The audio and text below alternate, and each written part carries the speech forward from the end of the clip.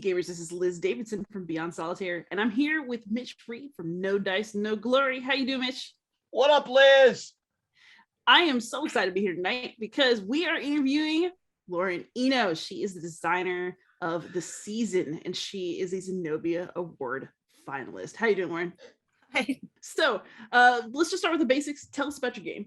My game this season is about you are a family during the Regency who is trying to go and cultivate your daughter's education so that they will be both attractive to eligible suitors, but then also succeed afterwards in marriages. And succeeding afterwards in marriages really means like not becoming a financial detriment to your family or your family's reputation. Wait, so basically you're doing the combination of kind of showpiece skills, like, ooh, she plays the piano and speaks French, and then also has to manage a household later. Is that the idea? Yes, yeah. So I had been, a while ago, I had listened to a lecture that kind of offhandedly, it was just kind of randomly talking about, like, I think Pride and Prejudice or something, and it was focusing specifically on Mrs. Bennet going and making fun of what is her name, Lady Lucas, for going and excusing herself to go and check on the kitchens, being like, oh, well, my daughters, we have servants, my daughters don't have to do that. And it was actually that person lecturing was pointing out that actually that actually meant that Mrs. Bennet hadn't gone and taught her daughters one of the basic skills of running a household, which was to go and be able to go and check in the kitchens and know what was happening, because Mrs. Bennet was just going to be like, well, assuming that her daughters would all marry well enough that they would be able to go and have a housekeeper who would manage everything for them. And it was just from there, I just started thinking about how, you know, they really always do talk about the ornamental accomplishments, like what you were saying, which are like dancing and pianoforte and all these other things and painting and stuff. And these are things that wealthy women would go and show off as it's like for their good breeding, but they didn't actually have very actual use after marriage. It was more kind of like showboating before the marriage, being like, look, I am well-bred. This is a well-bred lady. You want to marry this well-bred lady. But then afterwards, it was like, okay, can she do the household accounts? Did she know like the basics of gardening? So like when she would know what was in season when, so that she would be able to buy appropriately. Is she just going to be, does she not know the basics of housekeeping, where she just is like, yes, go and clean it somehow kind of thing. And these were actually all things that they would actually have to use more so. So one of the things about the game is you pick, this takes place in London from 1811 to 1820. Is that a very well documented period? It seems like you have all these sources here, and then, you know, the whole Jane Austen. So I wanted to avoid using like any kind of fictional works of the work, even if it was the works of Jane Austen. One of the reasons for that is because it was like technically Pride and Prejudice as actually set a generation prior. If you actually look at when the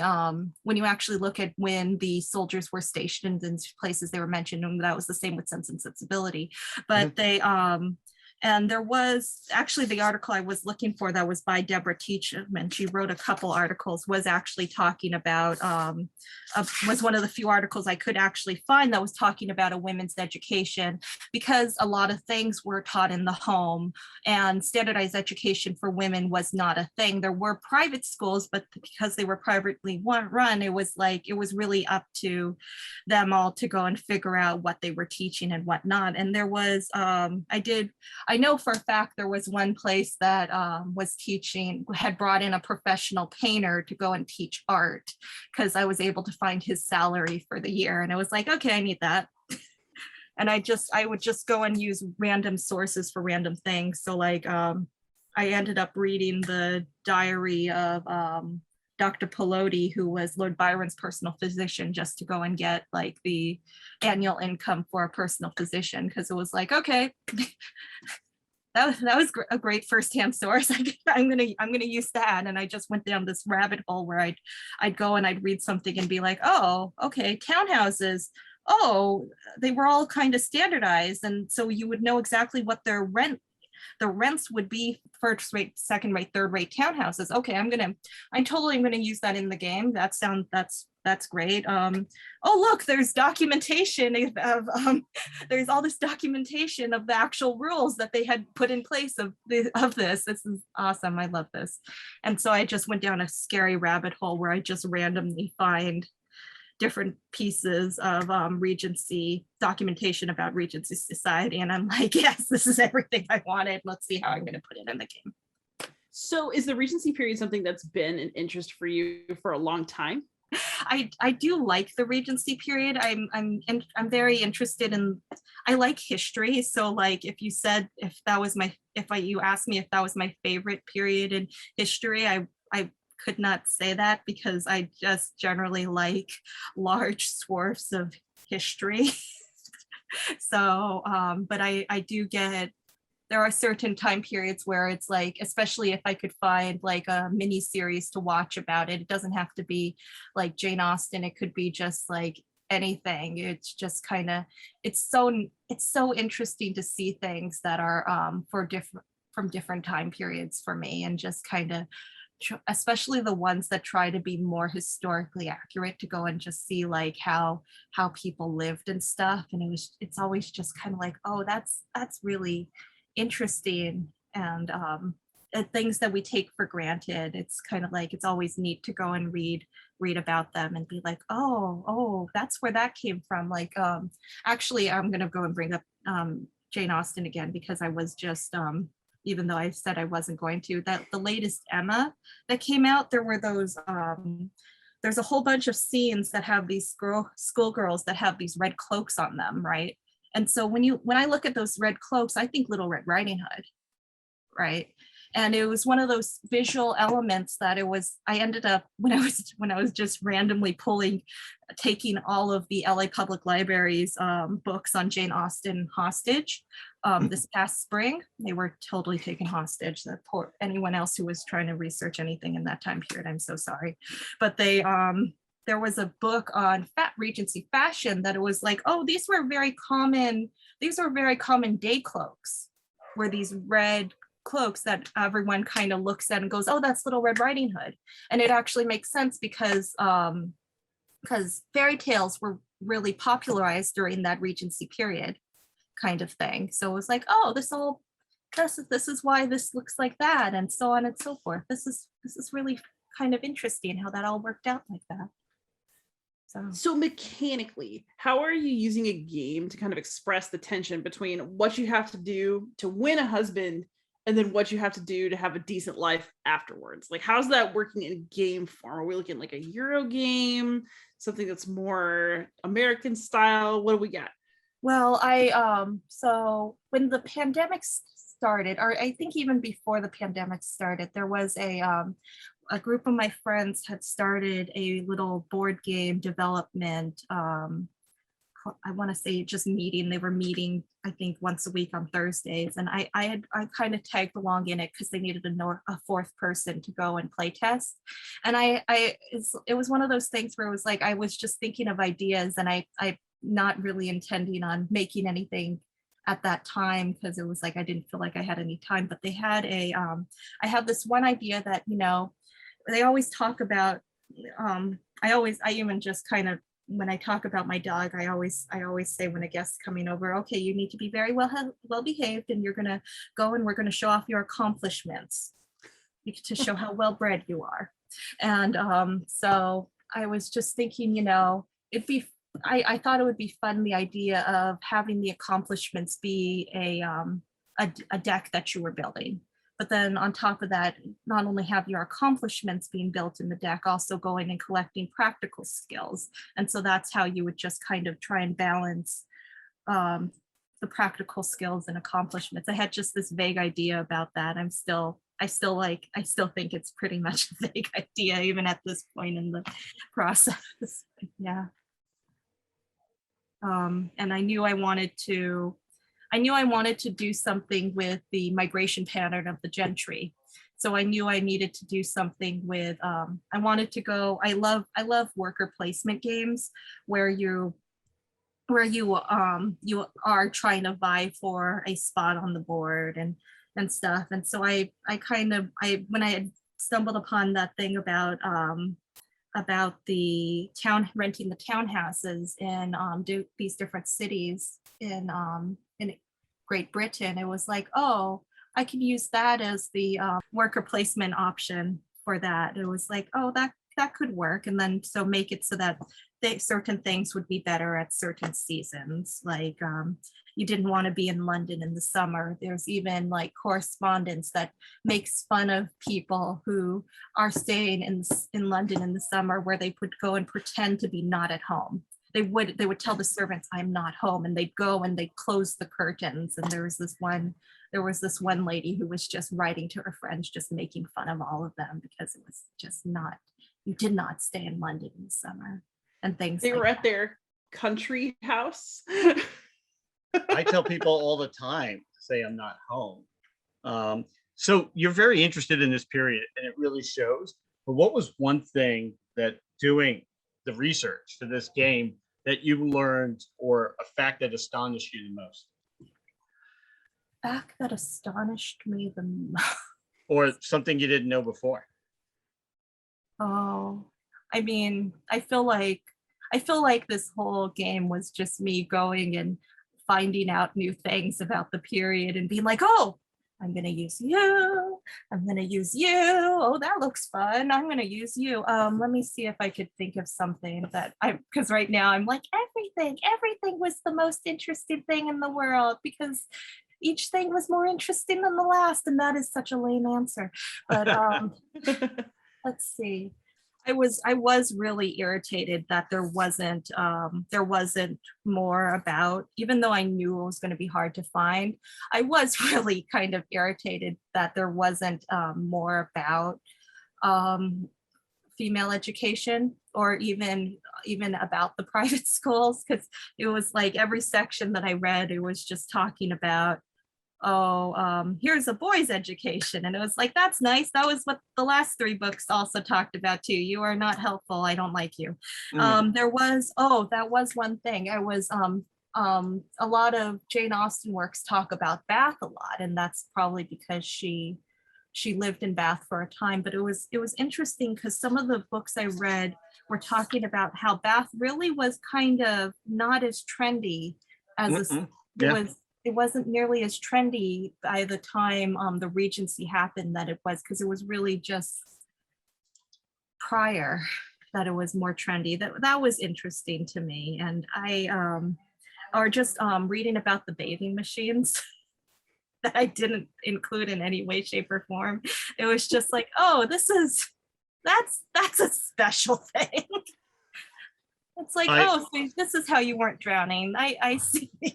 You're going to have to tell us about that offline, because I'm fascinated by that. So, and then how does one win the game? You get married? So you because you're the family. You're not the lady. So you're trying to marry off. As many ladies as possible. And so what I ended up, it ends up being victory points in the end, because I wanted to try and build that there's multiple paths to glory. So it's like you could go and try and that's why I also made a time limit. So you're not using the full 9-year period. I made it 4 years plus another summer, because I really kind of wanted to do it just the amount of time that they were fighting Napoleon, because after that, all the military officers and sailors probably shouldn't be in the deck anymore. And it was like, well, okay, do you want to just go and halt the game and then take out all of these cards? I don't think I really want to do that, but I wanted to continue including them, because that is, it just adds more variation. But it was like, you want to go and have marriages. It's like you want to go and have marriages that are to preferably 2 gentlemen with property, and you would prefer them to be wanted to be successful, quote unquote, marriages. So it's like your lady also, after she wooed a husband, after she attracted a husband, she also went and you did teach her well enough that she is able to survive and manage a household and not go and be the object of ridicule and stuff. And at But he married 23, her for her looks. at 23, you were a spinster back then. So how young were these women when this whole process started? You generally presented at court by the time you were 18, usually at Queen Charlotte's ball. But yeah, it was also interesting to kind of read about Queen Charlotte's ball and kind of when people would be presented, because it was like by the time the Regency period was happening, Queen Charlotte and King George III were like pretty old, and the court, according to some of these things, they were kind of like, oh, the court was just kind of frumpy and it was not the place to debut. And it was like, okay, that's a nice way of putting it, I guess. Okay. What was that Hulu series that was just on about the whole, being presented? I don't know. Oh, Bridgerton. Bridgerton. Yeah, that is earlier, right? No, that's technically supposed to be Regency, but what I can imagine it does throw you off because the costuming is all over the place, and it just amuses me greatly because it's just like yes, Queen Charlotte would not be wearing that during the Regency, but that's okay because it's like it just shows visually that it shows she is of another generation. It's nice. It's Hollywood. Yeah, but hey, everybody in that show looks sexy, so no complaints. It was just very attractive people in that show. I've not watched. I've only watched bits and pieces, and every time I see Queen Charlotte, I'm just like, oh, that's fun. All right, so my question is: so it sounds like you were participating with this game group, but you didn't necessarily plan to design your own game. So what pushed you over the edge and made you decide to go for this?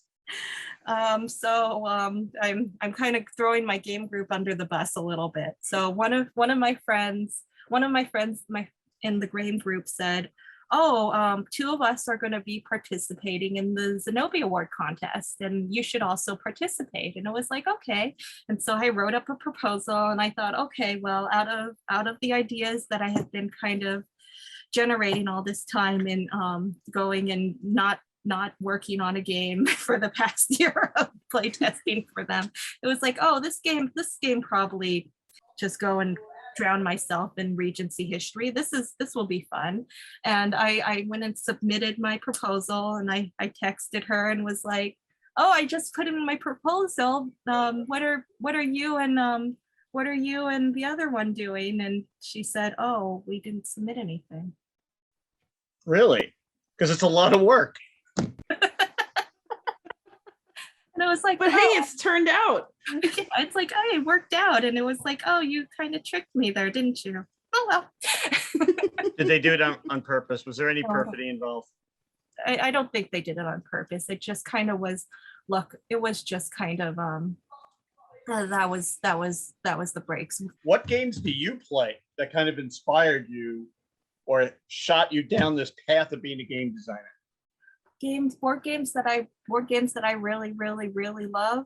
That I really, really love viticulture. Like what culture? Viticulture. It's the winemaking game, and I also really liked the Manhattan Project a lot. I'm not. It was one of those things where I'm just like, God, I hate this theme. But God, I love this game so much. It's like the graphic design and the and just the worker placement elements of it and how that, I was just like, I love this game so much, but it didn't really affect, I feel like, my game that way. That game's about finding a husband in New York, right? Didn't you know all gaming is about finding a husband, Mitch? You know, I when I first heard about the Manhattan Project, I actually thought it was a game about doing civil engineering in New York City. Really? Yeah, that was I'm not. looking at it now on BGG. I'm gonna have to buy this on Amazon. It's a fun game, that one. Yeah, when I just heard the title, I literally just thought it was about, because I didn't have see a cover. I just heard that the Manhattan Project was good, and I was like, oh, it's a game about civil engineering and city planning in New York City. Oh, that sounds interesting. It's like, no, Lauren, no, that is not what it's about. It was just like when a friend said, let's go see The Happening. And I'm like, oh, they made a movie about the artistic movement in the 1940s or something. And then we go into the movie theater and it's like the woman starts stabbing herself with a knitting needle. And I'm going, this is not a movie about the artistic movement in the 1940s, is this? And then it goes to M. Night Shyamalan's name, and I'm like, you took me to see an M. Night Shyamalan movie? So one of my questions is then, who was your mentor, and how would you say that they contributed to the process of evolving your game from pitch to prototype? So my mentor was Chris Mooney, and he works for Wizards of the Coast. I believe he works on Magic the Gathering on Wizards of the Coast, and he was very good to go and he was very good to calm me down and be like, no, Lauren, do not go and blow up your game and start all over again when you only have a month to go and submit it for the final round of the Zenobia project. It's like, yeah, you're right. Okay. And actually, this is one of the games I have to play in the next round. So I'm excited about playing this because I think it's an interesting design. It's an interesting period. You've definitely done your homework on it. And I think this is going to be a very fun game to play, just like reading through the rules. And oh, you poor. I'm so sorry. You have to read through my rules. Yeah, I mean, do you want me not to? Chris Mooney had to read through the first draft of those rules. And then he stabbed his eyes. That's what mentors are for. Yeah. I've been trying to crack the code on how to get a husband for a long time. So, I think, so many of these games that made it to the finals are just really great games, which brings up a question we've been asking all you guys. We know that you guys have been colluding, but talking to one another. And we're going to ask a question. Who snitched? And I'm going to write down your answer. Your answer. Yes. So all of them have snitched. Okay. Yeah. Well, out of all the games that of the other finalists, which are like ones that you just would, even without this contest, buy and play and have on your shelf? Look at her. They're so. Oh, as you could tell, I always, if you ask me a favorite color, I give you like 4 colors. So you can name a few. I'm gonna name a few. I want to play the Molly House. I really want to play the Molly House. We just had Joe on. Yeah, I'm excited. I am excited to play that game. I'm really. It's like going and collecting communal joy. It's like, and I don't. It's like the way he explained it when he was showing off his game. It was just like, I need to learn from you how to go and explain things nicely, because it was a narrative in itself. Just the way it was very nice and talking about communal joy and then ending with the traitor. But it was. I really want to play the Molly House. I really want to play Will's game about Winter Rabbit. I want to play Winter Rabbit. I want to play the because the premise of that one was a game that every single one of my friends who I sent the link to for the Zenobia Award finalists were like, we want to play that game. Watch all the interviews, and I'm saying that to our audience as well. But like, Liz and I were talking, the interviews have been so much fun. And it's just to hear the excitement you guys have in your game and everybody else's game. I think it's, the Machu Picchu game. Just I want to play that. I want to play that. I want to go and be the most unethical archaeologist known to man. I'm playing the pink character. We're going to be completely evil and just play the middle path of just stardom. It's going to be horrible. She's going to hate me. It's going to, yeah. A Cars game. I already have like evil little strategies. Yeah. It's like, oh man, all these games, I'm just like, oh, I want to play all of them. Sharia's game has all of these women, all these Indonesian women, and it was her game. It was just like, oh, that was such a great topic to go and be doing it on.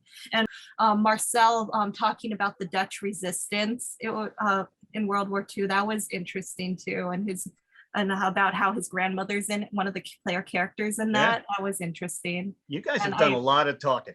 Yeah. So to pull it back to you, I personally am really, really excited to play the season. I like deck builders, but I also absolutely love Regency romance novels. And, let's be real, Colin Firth was my first serious crush after I saw the Friday French's BBC series. So I'm really excited about this. So having gone through the process of designing this game, do you think that you will design another game? Yes.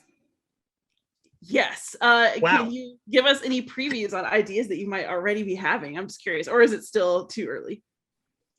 No, she doesn't trust us. I'm only media. Well, it's one of those where it's like, God, what do I disclose? Because they're just kind of like, they're the little, because this game was just a little glimmer in my eye until it was like, oh God, I signed up for a contest. I now feel contractually obligated to actually put my money where my mouth is. So I was, doing research. Okay, so do you want the idea that came up while I was doing research, or do you want the idea that I'm actually kind of looking at right now? The one you're looking at right now. Who's courting you right now? Which idea is courting me right now? So there's actually two of them that are courting me right now, and unfortunately they're both kind of relatively history bent. One of them is I was talking with someone about this German town that has how they talk about when big families that are like go and have like marriage alliances, and it's not like the rulers kind of thing. It's like major families who are like maybe representatives of their guilds as having marriage alliances.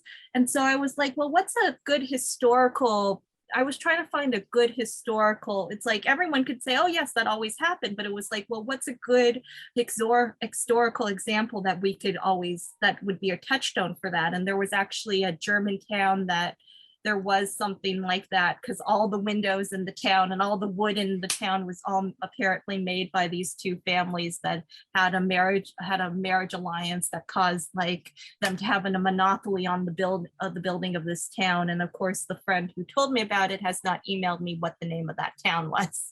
So that one I'm eyeballing, because I want to go and try and make something more along the lines of Manhattan Project, not the Manhattan Project that I thought it was, but a engine builder type game.